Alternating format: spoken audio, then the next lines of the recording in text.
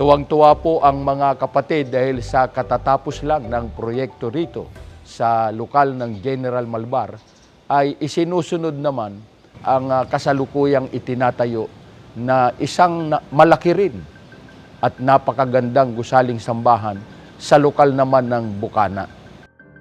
Mga 3 na kilometro lang ang layo ng lugar na ito.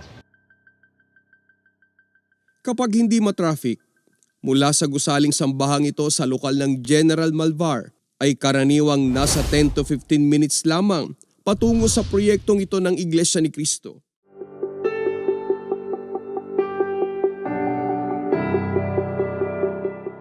Ang location po ng Bukana ay isang mataong lugar dahil ito po ay tinuturing na pinakamalaking barangay dito po sa Davao City. Dumating po ang panahon na sa pangangailangan ng mga kapatid natin sa Bukana ay pinatayuan sila ng isang maliit na kanilang mapagsasambahan. Ang aming bahay-sambahan po ay matatagpuan sa Purok 12B, Barangay 76-A, Bukana, Davao City. Nakita ng pamamahala ang pangangailangan ng mga kapatid natin doon ng Bukana, kaya pinatayuan po sila ng isang maayos at magandang gusaling sambahan. Sa aming pagpunta rito, kapansin-pansin ang makikitid na daan.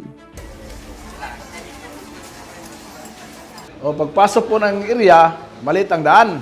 Tapos marami pang kasalubong. Binaba po namin sa kustal yung mga materyales. Tinatawid po namin ng ilog para po makarating po sa project. Na-appreciate po namin ng mga kapatid dito sa aming lokal ang mga pagsisikap ng mga kapatid po na nasa construction po. Maging ang mga residente na hindi kaanib sa Iglesia ni Cristo ay napansin ang dedikasyon sa paggawa ng construction workers. Paspas din sila manarbaho, hugihan sila yun mo trabaho. Dali ra kayo na human, apit na yun mapinis na yun tanan. Nanay kadak po, simbahan sa iglesia. Excited ako makita ko yung loob. Ala Jumi, dako kayo gyud siya. Gusto ko na makakita na inighuman niya ng trabahoan Pinis na gyud siya, gusto ko makita na ako sa sulod. Irregular ang hugis ng lote na may sukat na 2,593 square meters. Kaya pinag-aralang mabuti ang pwesto ng bawat istruktura sa compound ng lokal. Bago simulan ng proyekto ay nagtambak muna sa lote at pagkatapos ay isinagawa ang cement grouting. Ang gusaling sambahan po may seating capacity na 904. Ang seating capacity po ng balcony is 520.